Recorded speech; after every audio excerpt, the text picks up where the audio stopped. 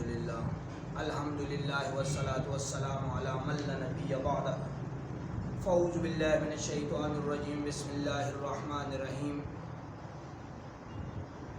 بحمدہ تعالی ہمارا درس قرآن جاری ہے۔ سورہ بقرہ کے حوالے سے تفسیر بیان کی جا رہی ہے۔ پچھلے اسباق کے اندر ہم نے قرآن دی شان سے جو آیات مبارکہ تلاوت کرنے کا شرف حاصل کیا، ان میں منافقین کے حوالہ سے کلام تھا۔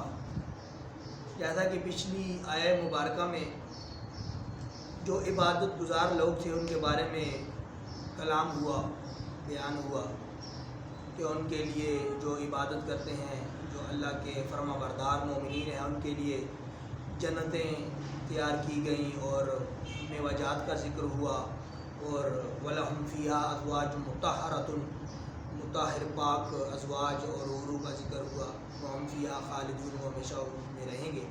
یہاں تک ہماری تفسیر پہنچی تھی۔ انشاءاللہ آگے بیان کرنے کی کوشش کرتے ہیں۔ دعا ہے رب ذوالجلال حق سچ بیان کرنے کی توفیق عطا فرمائے اور جانبین کو سن سنا کر عمل پیرا ہونے کی توفیق عطا فرمائے۔ آگے رب ذوالجلال نے ارشاد فرمایا، ان اللہ لا یستحیی ان یضرب مثلا ما بعودۃ فما فوقها۔ ان اللہ لا یستحیی، بے شک اللہ تعالی حیا نہیں فرماتا۔ یہاں حیا سے مراد وہ حیا نہیں ہے جو انسان کرتا ہے۔ یہاں پر اس سے مراد، حیا سے مراد خوف کے لیے گئے کہ بے شک اللہ تعالیٰ خوف نہیں فرماتا، یا بالفاظ دیگر اس کا معنی کریں گے کہ بے شک اللہ تعالیٰ رعایت نہیں فرماتا۔ اور اگر محتاط الفاظ کے ساتھ ان کا معنی کیا جائے تو پھر اس کا معنی یہ بنے گا کہ بے شک اللہ تعالی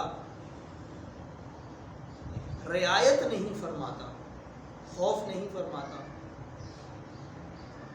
آگے ارشاد فرمایا کہ ان یضرب مثلا ما بعودۃ فما فوقها، کہ اللہ تعالیٰ مثال دے مچھر کی یا اس سے بھی کم۔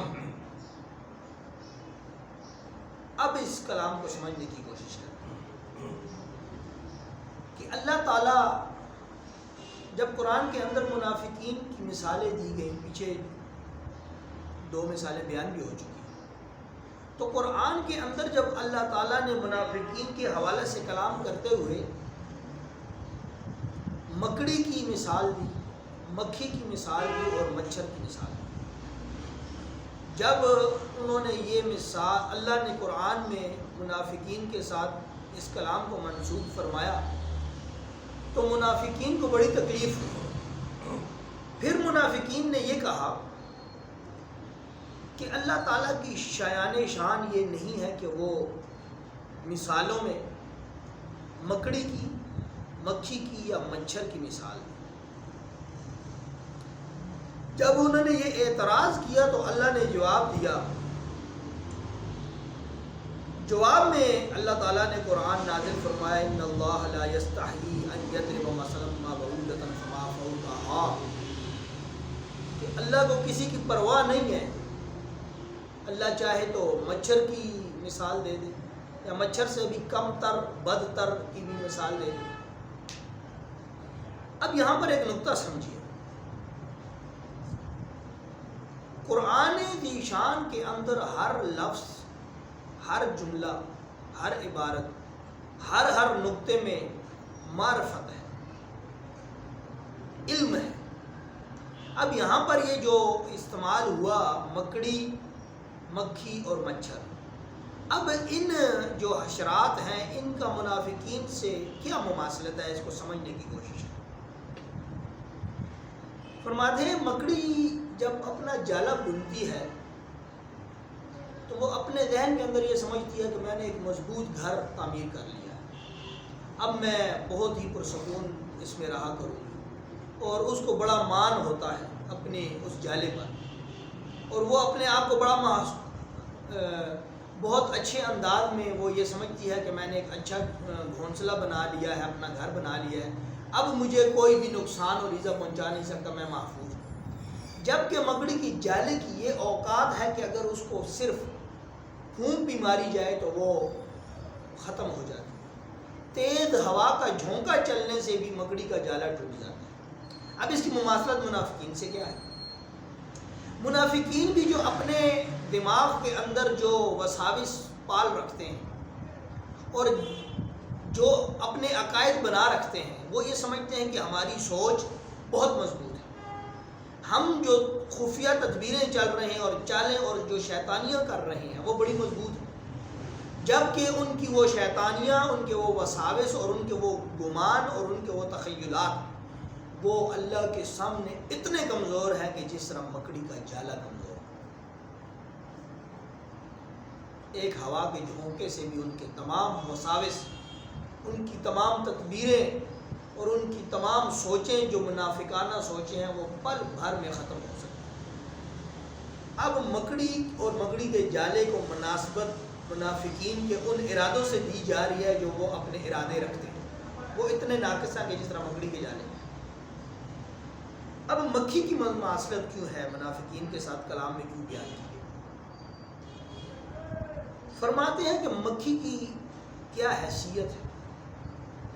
مکھی کو کلام عرب کے اندر حقارت کے معنی میں لیا جاتا ہے، جیسے رب ذوالجلال نے ارشاد فرمایا کہ یہ جتنی دنیا ہے اس سب کی جو حیثیت ہے وہ مکھی کے ایک پر کے برابر ہے، چونکہ مکھی خود ایک حقیر چیز گردانی جاتی ہے، پھر اس کا ایک پر، دونوں پر بھی نہیں، یعنی حقیر سے حقیر تر دنیا اور دنیا کے اسباب کو حقیر سے حقیر تر ظاہر کرنے کے لیے اللہ نے جو مکھی کے پر کی مماثلت دی، یہاں پر منافقین کے رویوں کو، ان کی چالوں کو، ان کے وساوس کو حقیر سے حقیر ترین ظاہر کرنے کے لیے رب نے اپنے مثالوں میں مکھی کا ذکر منافقین کے ساتھ کیا۔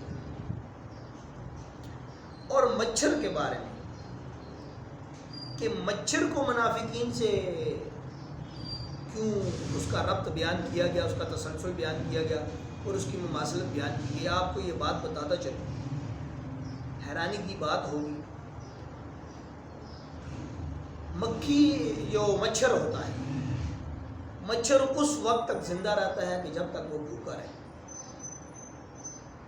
یہ علماء کی تحقیق بیان کہ مچھر جب بھوکا رہتا ہے تو وہ اڑان اچھی کرتا ہے، پرواز اچھی کرتا ہے اور وہ سفر اچھا کرتا ہے اور وہ لوگوں کو تکلیف اور ایذا اچھے طریقے سے پہنچاتا ہے، لیکن جس دن وہ پیٹ بھر کر کھانا کھا لیتا ہے یا اپنی اس غذا کو تناول کر لیتا ہے، وہی غذا اور وہی خوراک اس کی موت کا باعث بن جاتی ہے۔ وہ غذا اس کے پیٹ میں پھول جاتی ہے اور جس سے اس کا پیٹ اتنا پھول جاتا ہے کہ اس کی سانس کی نالیاں بھی بند ہو جاتی ہیں، سانس کا جو تسلسل ہوتا ہے وہ رک جاتا ہے، اس کی سانس بند ہو جاتی ہے، اور مچھر کی موت اس کی غذا کی وجہ سے ہوتی ہے اور اس کا پیٹ پھٹ جاتا ہے۔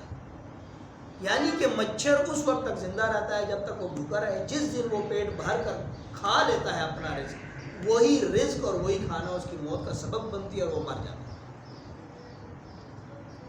اب یہاں پر دیکھیں، اللہ کے قرآن کی پاور دیکھیں، اللہ کے قرآن کے ایک ایک جملے کی مماثلت اور اس کی شان کو سمجھنے کی کوشش کریں۔ اب اللہ نے منافقوں کی مثال مچھر سے اس لیے دی کہ منافق بھی یوں ہی ہے۔ منافق کو جب دنیا کے اسباب زیادہ ملتے ہیں تو وہ جب ان کو لپیٹتا ہے، جمع کرتا ہے، تو جب وہ حد سے زیادہ دنیا کے اسباب کو لپیٹ لیتا ہے، جب اس کا پیٹ دنیاوی اسباب سے بھر جاتا ہے، تو پھر اس وقت اللہ کی پکڑ اس پر آ جاتی ہے، اللہ اس کو گمراہ کر دیتا ہے، اس منافق کو، اور وہی پکڑ اور اسی پکڑ کی وجہ سے اسی منافقت کے اندر اور اسی گمراہی کے اندر اس کی موت آ جاتی ہے۔ تو منافق کی وہ پکڑ اور منافق کی وہ گمراہی اور منافق کی وہ اسباب کا جمع کرنا مچھر کے اس رزق جیسا ہے کہ جیسے وہ اس کو پیٹ میں جمع کرتا ہے تو وہی جمع کرنا اس کی موت بن جاتی ہے. بعینہ بھی اسی طرح منافق کے اسباب اکٹھے کرنا اور اس کو جمع کرنا وہی اسباب اس کے لیے موت کا سبب بن جاتے ہیں. اس وجہ سے اس کلام کے اندر رب ذوالجلال نے منافقین کا کلام کرتے ہوئے مکڑی کا ذکر کیا، مچھر کا ذکر کیا اور مکھی کا ذکر. جب وہ یہ کلام سنتے ہیں تو پھر کیا ہوتا ہے؟ فَأَمَّا الَّذِينَ آمَنُوا، مگر جو ایمان لے آتے ہیں، ایمان والے ہوتے ہیں، فَيَعْلَمُونَ، وہ یہ جانتے ہیں، وہ اس چیز کی خبر رکھتے ہیں، أَنَّهُ الْحَقُّ مِن رَبِّهِمْ، کہ اللہ کی طرف سے جو نازل ہوا وہ حق ہے. أَنَّهُ الْحَقُّ مِن رَبِّهِمْ، کہ وہ حق ہے، وہ سچ ہے جو اللہ کی طرف سے نازل ہوا. لیکن منافق کیا کرتا ہے؟ وہ اما الذین کفروا، مگر وہ لوگ جو کفر کرتے ہیں وہ کیا کرتے ہیں؟ ماذا اراد اللہ بہذا مثلا، کہ اللہ کیوں کر ارادہ کر رہا ہے ایسی مثالوں کا، کہ وہ انکار کرتے ہیں کہ یہ جو مثالیں ہیں یہ ٹھیک نہیں ہیں، یہ اللہ نے کیوں مثالیں دی، جبکہ وہ سمجھتے ہیں کہ یہ مثالیں تو ہمارے لیے ہیں، ہماری منافقت کو ظاہر کرنے کے لیے. تو اس لیے وہ اپنی منافقت کو چھپانے کے لیے ماذا اراد اللہ مسئلہ، کہ اللہ کیوں ارادہ کرتا ہے اس قسم کی مثالیں دینے کا اندازہ.